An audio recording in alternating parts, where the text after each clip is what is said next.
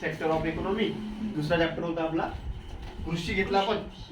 तिसरा चॅप्टर काल 2 दिवस घेतला आपण कोणता, नॅशनल इन्कम. ठीक आहे, राष्ट्रीय उत्पन्न. समजला आपल्याला कन्सेप्ट होता.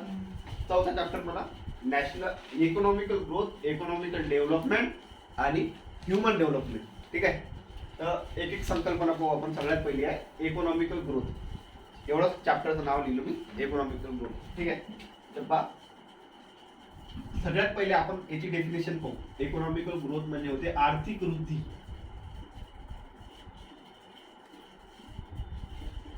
आर्थिक वृद्धी. ठीक आहे, आर्थिक वृद्धी म्हणजे काय होते.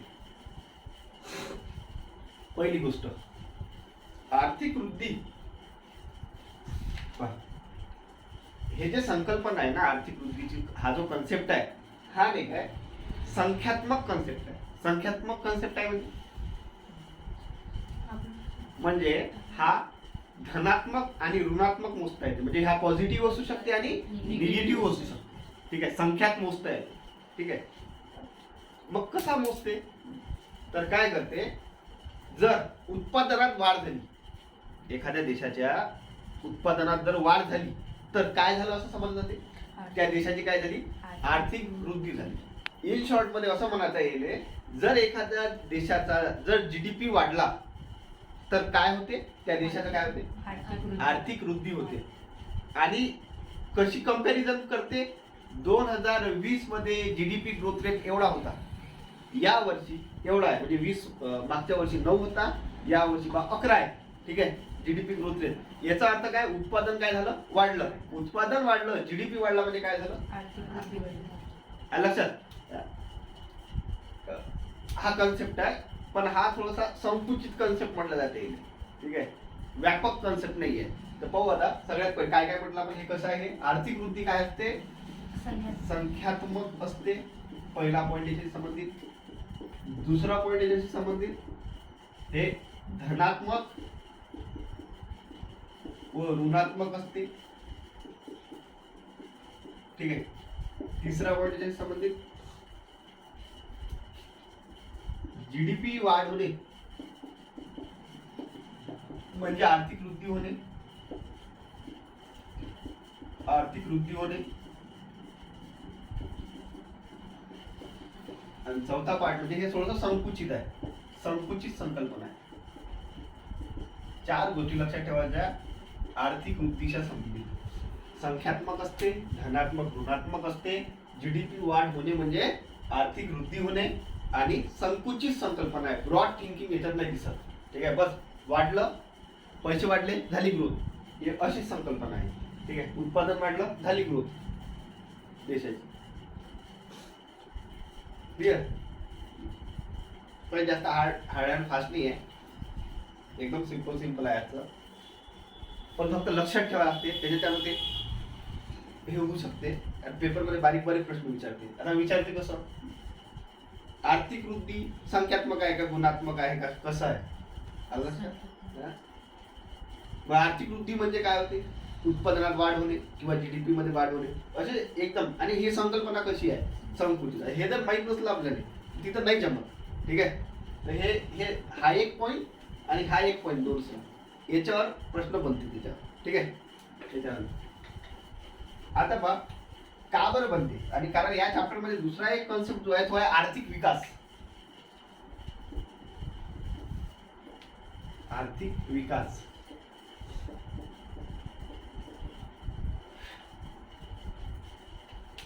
आपण पाहिला आर्थिक वृद्धी.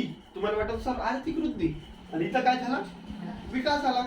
ठीक आहे, विकास कोणाचा पण, मोदीचा विकास, मनमोहन सिंगचा विकास, कोणाचा विकास, ते दोघांचे कागदपत्र विकास, हा ओरिजिनल विकास. विकास म्हणजे काय, सारखंच वाटते वृद्धी विकास.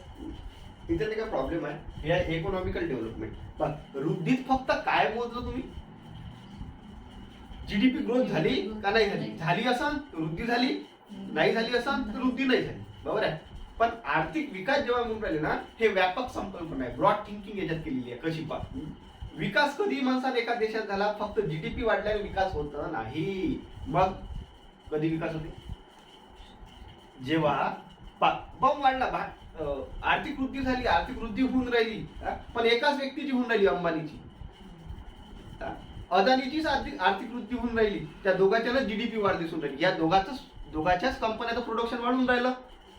तर गेले तुम्ही ओरिजिनल म्हणसान काय आर्थिक वृद्धी दिसून तर राहिलं कागदपत्री.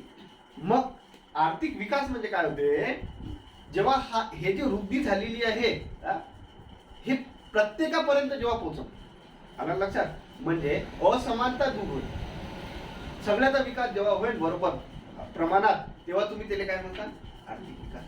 आणि इन शॉर्ट मध्ये असं म्हणायचं आहे, जेव्हा देशातली नाही काय दारिद्र्य कमी होईल, बेरोजगारी कमी होईल, ठीक आहे, लोकांचं दरडोई उत्पन्न जे काल पाहिलं आपण ते वाढन, ठीक आहे, पर कॅपिटा इन्कम वाढन, त्यावेळेस आपण काय म्हणू, देशाचा खरा काय झाला, विकास झाला.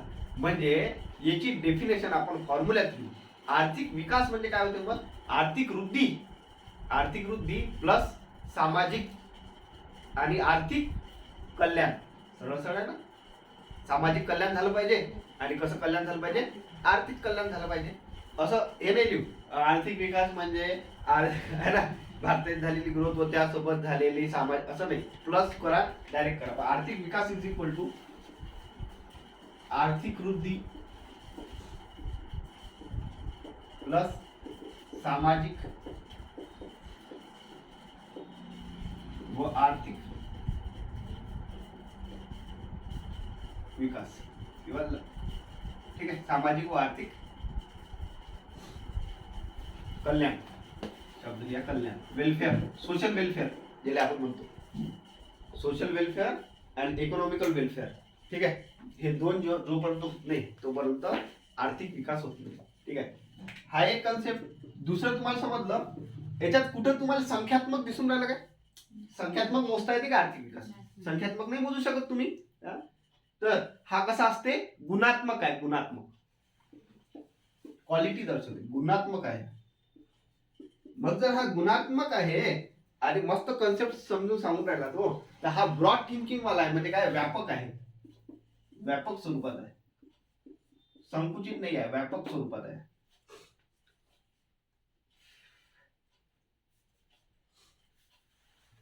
ठीक आहे,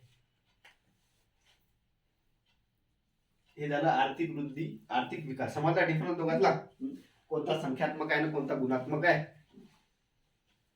त्यानंतर पहा नेक्स्ट, तिसरा पॉइंट आहे आपला मानवी विकास.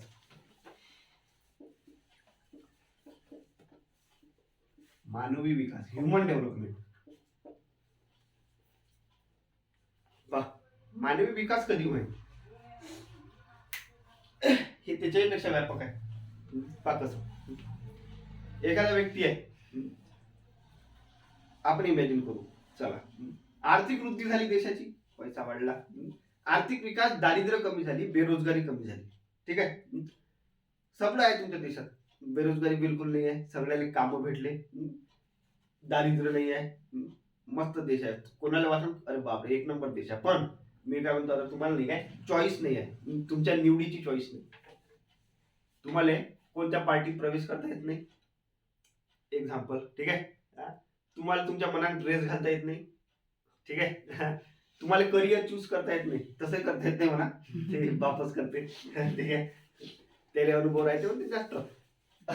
त्याच्यानंतर समजून कसं, जर हे जर तुम्हाला निवड जर नाही तुमच्या जवळ, तर त्याला मानवी विकास होईल का त्या व्यक्तीचा, शक्य नाही आहे. ह्युमन डेव्हलपमेंट, आरोग्यच नाही, स्टँडर्ड ऑफ लिव्हिंग नाही, पैसा आहे बम गायड सारखे इथं. ठीक आहे, तर प्रॉब्लेम झाला ना, स्टँडर्ड ऑफ लिव्हिंग नाही तुमचं, तसं पैसा तर वाढत गेला पण लिव्हिंग स्टँडर्ड ऑफ लिव्हिंग तुमचा वाढला नाही, तर याला मानवी विकास म्हणसान काय, राणी माझा दर्जा सुधारलाच नाही. तर म्हणून युनायटेड नेशनने काय केलं, कोणती संकल्पना स्वीकारलेली आहे, आर्थिक वृद्धी स्वीकारली, आर्थिक विकास स्वीकारली की मानवी विकास, तर कोणती स्वीकारली आहे, मानवी विकास. त्याला डेफिनेशन दिली आहे, लोकांच्या निवडीची विस्ताराची प्रक्रिया, लोकांच्या निवडीची विस्ताराची प्रक्रिया, पीपल इन लार्जिंग असं काहीतरी आहे. ठीक आहे, तर पहा युनायटेड नेशनचा कन्सेप्ट आहे. दुसरं काय म्हणते डेफिनेशन, लोकांच्या निवडीची विस्ताराची प्रक्रिया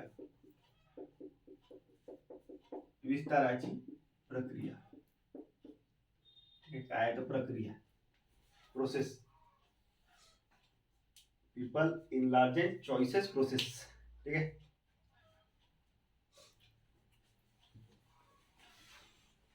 याच्यात काय काय येते मग सगळंच दीर्घ तुमचं आयुष्य आरोग्य है ना.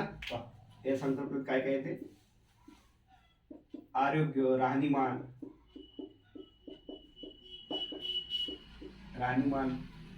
अजून काय म्हणते राजकीय स्वातंत्र्य. आता एवढं नाही लिहून देत मी बस एवढं याच्यात क्लिअर करतो. राजकीय स्वातंत्र्य याला म्हणजे मानवी विकास झाला तुमचा. याच्याशिवाय मानवी विकास होऊ शकत नाही. ओके समज आता 3 याच्या डेफिनेशन आपल्याला चांगल्या पद्धतीने समजल्या की आर्थिक वृद्धी म्हणजे काय होते, आर्थिक विकास म्हणजे काय होते आणि मानवी विकास म्हणजे काय होते. ठीक आहे. एक नाही एक नवीन कॉन्सेप्ट आला समावेशन इन्क्लुजन. ठीक आहे. तुम्ही ऐकलं असेल कधी. आपण स्पेशल चॅप्टर घेऊ नाही आता सांगू थोडस. इन्क्लुजन म्हणजे काय होते असे लोक जे नाही काय आतापर्यंत आर्थिक वृद्धीपासून वंचित राहिले. आर्थिक वृद्धी होऊन राहिली पण त्या आर्थिक वृद्धीपासून काय राहिले वंचित राहिले. अशा लोकांपर्यंत काय करणं या आर्थिक वृद्धीचा नाही काय लाभ पोहोचवणं त्याला काय म्हणते समावेशन करणं इन्क्लुजन करणं. जे बाहेर होते ना म्हणजे आर्थिक वृद्धीपासून त्याचा काही संबंध नव्हता अशा लोकांना कशात करणं आर्थिक वृद्धी समावेश करून घेणं. ठीक आहे. त्याच्यापर्यंत आर्थिक वृद्धीचा लाभ पोहोचवणं यालाच काय म्हणते इन्क्लुजन समावेशन. लक्षात बरं सांगून देतो पहा समावेशन घेतलो तुम्ही हे समावेशन इन्क्लुजन.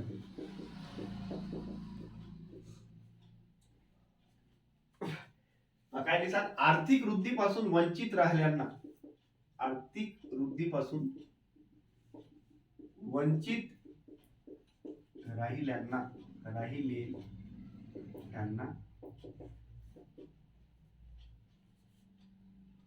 त्याचा लाभ मिळवून देणे.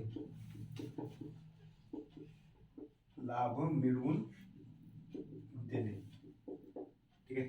जे आर्थिक वृद्धीपासून वंचित राहिले त्याचा काय आर्थिक वृद्धीचा काय मिळून देणे लाभ मिळवून देणे किंवा त्याचा काय करणे त्याच्यात समावेशन करणे म्हणजे काय होते इन्क्लुजन. ठीक आहे. याचे 2 टाईप पडते इन्क्लुजनचे 2-3 पडते पण आपल्यासाठी 2 महत्वाचे आहे. एक असते आर्थिक समावेशन म्हणजे इकॉनॉमिकल इन्क्लुजन. ठीक आहे. आणि एक असते फायनान्शियल इन्क्लुजन. ठीक आहे. आणि सगळ्यात महत्वाचं जे आहे आपल्यासाठी फायनान्शियल इन्क्लुजन. सध्याच्या कंडिशन मध्ये जर पाहिलं तर फायनान्शियल इन्क्लुजन कसं काय महत्वाचं आहे वित्तीय समावेशन ज्याला म्हणते. तुम्ही असे लोक फायनान्शियल इन्क्लुजन म्हणजे काय काय होते युपीएससी असं एक वेळा विचारलं होतं आणि एमपीएससी ने नाही का मागच्या या 1-2 वर्षात विचारलं होतं प्रधानमंत्री जनधन योजना खाते आहे तुमचे या प्रधानमंत्री जे जनधन योजना आहे हिचा मुख्य कॉन्सेप्ट कोणत्या कॉन्सेप्टवर आधारित आहे तर लक्षात घ्या फायनान्शियल इन्क्लुजन.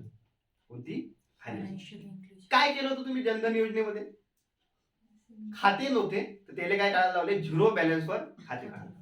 ठीक आहे. तुम्हाला एक रुपये कार्ड दिलं रुपये कार्ड म्हणजे ते एटीएम दिलं त्याच्यावर रुपये कार्ड दिलाय. ठीक आहे. तर बा हे जनधन आता फायनान्शियल इन्क्लुजन म्हणजे काय तुम्हाला समजलाय अर्थ फक्त डेफिनेशन सांगता येत नाही. आता सांगतो. प्रधानमंत्री जनधन योजना म्हणजे बँकेशी संबंधित आहे. तर पहा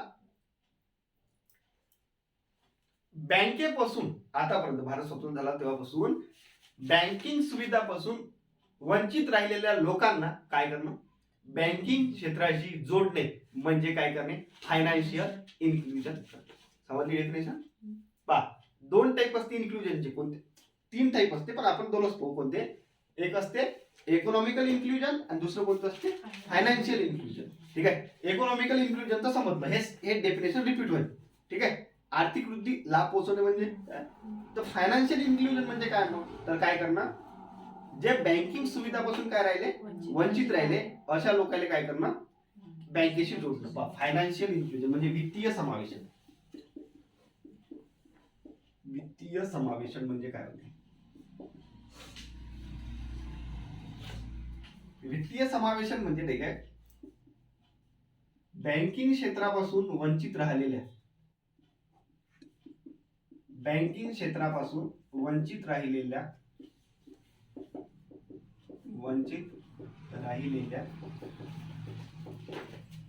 लोकांना बँकेशी जोडणे,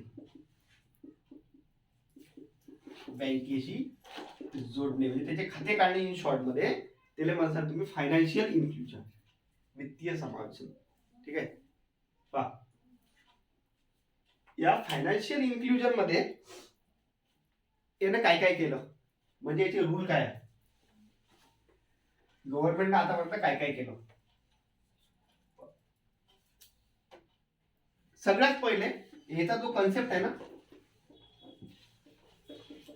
आरबीआय काय म्हणते, रिझर्व्ह बँक ऑफ इंडिया आपली, आरबीआय म्हणते ग्रामीण भागात शाखा वाढवा. बँकेला काय म्हणते, कुठं शाखा वाढवा, ग्रामीण भागात शाखा, रुरल एरियामध्ये तुमच्या शाखा, ब्रांचेस ओपन करा. पहिला नियम त्याचा. दुसरा नियम त्यानं दिलेला आहे, हा तुम्हाला माहित आहे, नो फ्रिल्स अकाउंट. काय म्हटलं मी, शब्द इंग्लिश मध्ये आहे, नो फ्रिल्स अकाउंट. समजते पहा, झिरो बॅलन्सवर अकाउंट ओपन म्हणजे त्याला काय म्हणते, नो फ्रिल्स अकाउंट. ठीक आहे. दुसरा एक शब्द वापरतो अजून, सगळंच माहिती तुम्हाला, फक्त नाही का तुम्हाला हे नाही माहिती इंग्लिश मध्ये हे म्हणते. ठीक आहे. इकॉनॉमिक्स तेलेच म्हणते. शब्दात फेरफेर करा, सगळंच माहिती राहते. फक्त तुम्हाला वाटून राहिलं का असं खूप हार्ड अँड फास्ट आहे, तसं बम फास्ट म्हणजे बम हार्ड आहे, पण असं वाटून राहिलं जनरल जर आपण एक्झाम्पल उचलले तर मजा येते. तर पहा, SHG ला बँकेसोबत जोडले. काय म्हटलं मी, सेल्फ हेल्प ग्रुपला कशासोबत जोडणे, बँकेशी. आता हे सेल्फ हेल्प ग्रुप काय हो सर, तुम्हाला कसं विचार पडला असं, काहीच नाही, सर्वांनाच माहित आहे. जसं नो फ्रिल्स अकाउंट तुम्हाला माहित होतं ना, तसं तुम्हाला सेल्फ हेल्प ग्रुप इथं सगळ्यालाच माहित आहे. आणि कोणी ना कोणी तुमचे सदस्य असेल त्याचे माहित आहे. काय होते सेल्फ हेल्प ग्रुप म्हणजे, बचत गट. फक्त इंग्लिश मध्ये सांगा तुम्ही काय होते, बचत गट. बचत गटाले कशासोबत जोडणे, बँकेसोबत. बचत गट हे कोणाची योजना आहे तुम्हाला नाही माहित, माझ्यामध्ये नाबार्ड आहे. नाबार्ड त्या दिवशी शिकलो होतो आपण, नाबार्डचीच योजना आहे. जसं मी तिथे लिहून दिलं होतं ना, कृषीची अग्रस बँक आहे, रुरल डेव्हलपमेंट करते. तसंच आपण बँकिंग मध्ये शिकू, टेन्शन नव्हे. तर नाबार्ड काय कोणाला, हे जे बचत गट आहे, या बचत गटाला बँक कर्ज देते. तर कोण द्यायला लावते बचत गटाला कर्ज, नाबार्ड. येऊन या नाबार्डले सेल्फ हेल्प ग्रुपले कोणासोबत जोडणे, बँकेसोबत जोडणे. त्याच्यानंतर तुम्ही एक कन्सेप्ट पाहिला असाल, बँक साथी. आपल्या इथं नाही आहे, पण काही बँक साथी म्हणजे एक व्यक्ती राहते, त्याला बँक साथी म्हणून नियुक्त करते. तो काय करा, लोकांना नाही का प्रोत्साहित करा, घरोघरी जाऊन अकाउंट उघडा. ठीक आहे, बँकेत. तो त्याचे डॉक्युमेंट जमा करून स्टॅपलर मारून बँकेत देऊन देते. सगळं काम त्याचं इकडे. तर ते बँकेनं नियुक्त करायला पाहिजे, नाही तर तो मशीन घेऊन येते तुमच्या घरी. तुम्ही पाहत असाल ऍक्सिस बँकचे लोक घरी येते अकाउंट ओपन करायला. टीव्हीत दाखवते, माझ्या घरी कुणी आले नाही आजपर्यंत. ठीक आहे. तर असो, समजलं कन्सेप्ट. तर हे त्याचे काय, हे त्याने रूल बनवलेले आहे, कसं वित्तीय समावेशन करायचं बा लोकांचं. ठीक आहे, लिहून काय कन्सेप्ट काय म्हणते, ग्रामीण भागात शाखा ओपन करणे. हे आरबीआय सांगते बँकेले, ग्रामीण भागात शाखा ओपन करा. दुसरं, नो फ्रिल्स अकाउंट म्हणजे हे लक्षात घेता, नो फ्रिल्स अकाउंट म्हणजे काय होते, झिरो बॅलन्स वर अकाउंट ओपन करा. झिरो बॅलन्स तुमचं अकाउंट असलं पाहिजे, झिरो बॅलन्स वर. ठीक आहे. तिसरं, आता सांगितलं ना, सेल्फ हेल्प ग्रुपला, SHG सेल्फ हेल्प ग्रुपला बँकेशी जोडणे, बँक सोबत जोडणे. सेल्फ हेल्प ग्रुप म्हणजे कंसात तुम्ही लिहून घेता बचत गट. ठीक आहे. चौथं, नाबार्डची योजना आहे. चौथा याच्याशी संबंधित कन्सेप्ट म्हणजे, आता सांगितलं बँक साथी, बँकेचा मित्र. हा कधीच आपल्याला दिसत नाही, आणि असं नाही हा चांगला बोलत नाही. ठीक आहे. ठीक आहे, बँक साथी. तर कंप्लेंट SBI तर जास्त शेअर आहे ते. ठीक आहे, बँक साथी.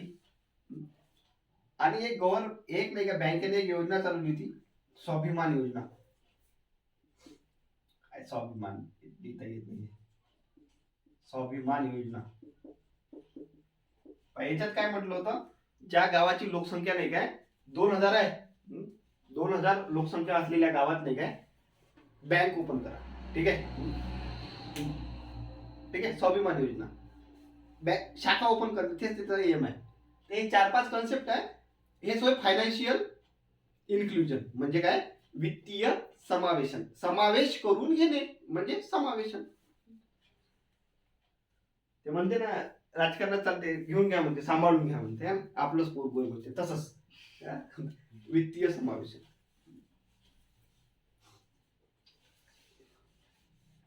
हे झालं एक.